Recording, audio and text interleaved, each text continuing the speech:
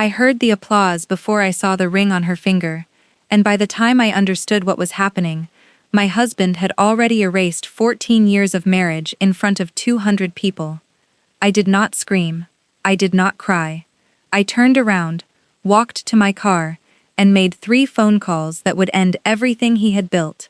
He thought I had lost my husband that day. He had no idea I still owned the company he was standing in. My name is Emma Carter. I am 41, an engineer by training, and for 14 years, I was married to Jake Carter, the man everyone called the founder of Harlow Reed Technologies. What nobody outside our lawyers knew was that my father's holding company controlled 83% of that business. Jake ran it, I owned it. I had let that arrangement stand quietly for years because I valued my privacy more than my credit. That morning I brought him flowers and Paris tickets for Valentine's Day. I walked into his office lobby, expecting a small celebration. Instead, I found him on one knee in front of the whole company, proposing to Amanda Blake, the CEO he had hired 18 months earlier. He kissed her. The room cheered. When his eyes found mine across the atrium, he did not come to me. He did not say my name. Looking back, there had been signs for months. His phone always face down at dinner. Late nights he called strategy sessions. A charge on our joint card for an apartment lease I never asked about, which he brushed off as a client hospitality suite. A voicemail from Amanda's assistant addressed to Mr. Carter and his fiancée. I had noticed all of it, and told myself I was imagining things. Because after 14 years, you want to believe the story you built together is still true.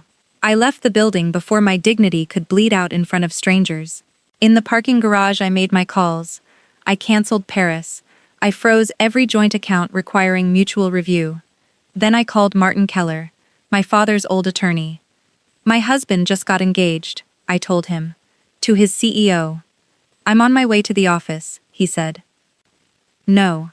Start with the holding company. Withdraw the full position. Emma, that will trigger a capital event. It could collapse the pending acquisition. Do it. By the time I got home, Jake had called 152 times. He was on our porch, tie crooked, face pale, no longer the man who commanded rooms for a living. It wasn't what it looked like, he said. Then tell me what it looked like. He had no answer. His phone rang, not mine, his. Whatever name appeared on the screen made his face collapse. I knew before he said it. The board had found out. That night I sat at my kitchen table with Martin on a video call while the board convened. Jake appeared from his office, tie gone, collar undone. The chairman asked me to confirm the holding company's withdrawal. I confirmed it. He asked Jake whether he had represented himself as unmarried inside the company. Jake admitted he had.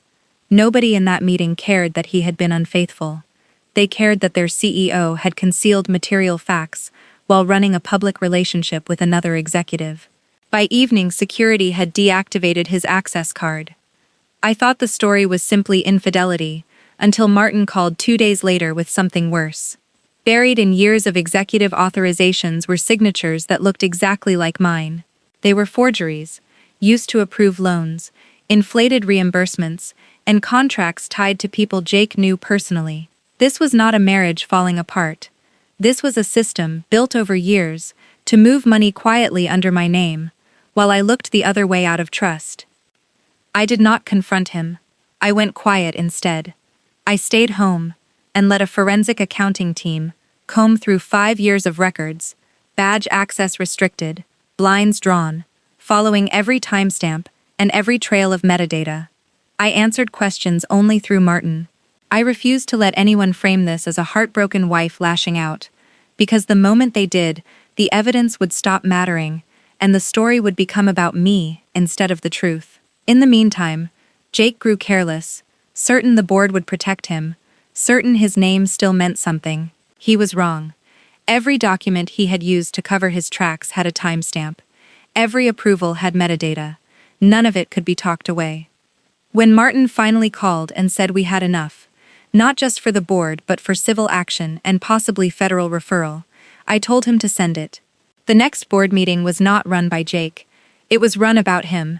Amanda testified that she had believed they were separated, that he had shown her an apartment lease as proof, that he told her the ownership structure was old family paperwork. That phrase, old family paperwork, was what he had reduced my father's investment and my years of work to. The forensic investigator laid it out without raising her voice. Signatures, wire approvals, lease agreements disguised as client hospitality, jewelry logged as investor gifts. Jake tried to argue it was being taken out of context. Metadata does not have context, the investigator said. It has timestamps. You're enjoying this, Jake said to me, the only thing close to anger he had left. No, I said. I am not enjoying this. I am surviving it. The board voted unanimously to terminate him for cause, revoke his unvested equity, and refer the case to outside counsel. No shouting, no dramatic scene. The revenge came quietly, in signatures and locked accounts, and somehow that made it complete. Amanda called me afterward. She was not defiant or defensive, just ashamed. She had been deceived as thoroughly as I had, just in a different room of the same lie. I told her I would not protect her from consequences, but I would not punish her for what he alone had built. That was not forgiveness. It was fairness, and it was enough. Jake came to the house once more, unshaven, smaller than I remembered him. He said he was not there to fight the investigation or ask me back. He was there to say he was sorry. Are you sorry you hurt me? I asked, or sorry your life fell apart? He was quiet for a long time. I don't know anymore, he finally said. It was the first honest thing he had said since Valentine's Day. The divorce took months, but the ownership structure that had existed long before our marriage made the outcome simple. He never contested it. He couldn't. The civil claims were settled with restitution and a permanent bar from serving as an officer of any company under those agreements. Amanda completed her ethics review, was cleared of wrongdoing, and was reinstated as CEO. When the board offered me the position instead, I turned it down. I took the role of executive chair, let her run daily operations, and finally built the company on honesty instead of image. A few months later, I flew to Paris alone, using the same tickets I had once bought for a man who no longer deserved them.